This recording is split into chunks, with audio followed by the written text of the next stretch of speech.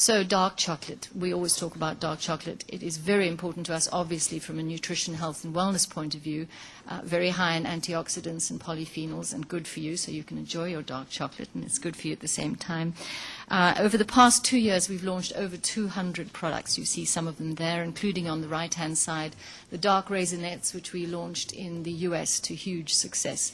So this concern with dark chocolate, or this interest in dark chocolate, and thinking about better health is certainly worldwide. And in addition to that, in the middle, you can see the bottom middle, the Nespresso chocolates, which we developed with the chocolatier, the Belgian chocolatier Pierre Marcolini. And again, a lot of dark chocolates within that range. So we have a number of launches coming up in the coming years. But I'd like to move now towards a more serious subject, which is the worldwide shortage, and shortage not only of cocoa beans, but shortage in the quality of cocoa beans. And those of you might have noticed in the press this morning that the price of cocoa on the New York Exchange has gone up to a 29-year high.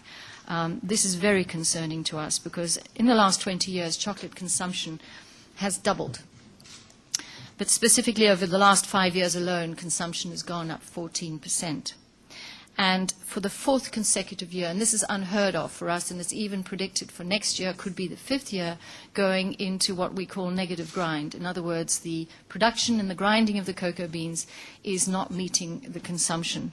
And this is a very serious situation that we're in, leading to these high prices that we're seeing. So what are we doing as a company? We have been focusing on plant science for many, many years, but perhaps we haven't told you enough about it. Here you can see the Nestlé experimental farm in Ecuador.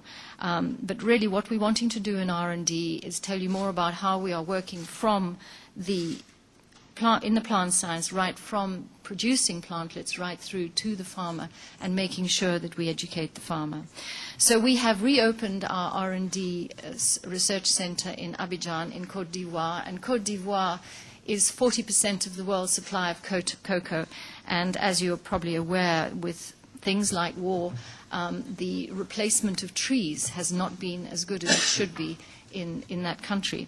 So certainly we do want to help in this area. This is what we've been focusing on, and we want to up the ante on what we're doing in this area.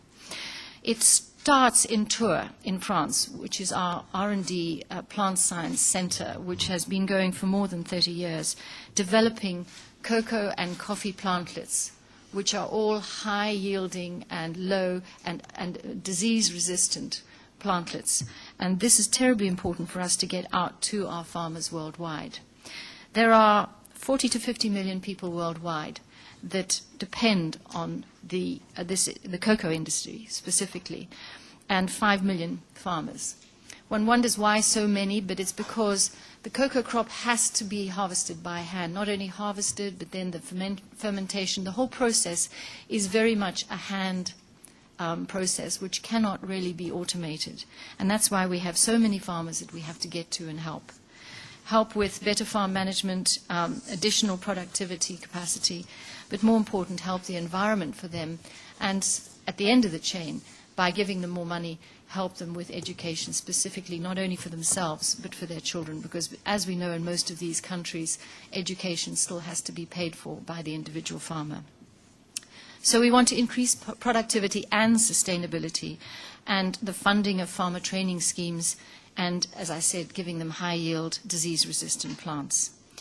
So what have we been doing? In the past 15 years, we have provided 17 million coffee and cocoa plantlets to farmers. But more importantly, if you look at these figures, that was 15 years. Over the next 10 years, we are dedicating ourselves to 38 million coffee and cocoa tree plantlets. That is more than doubling our activities in this area.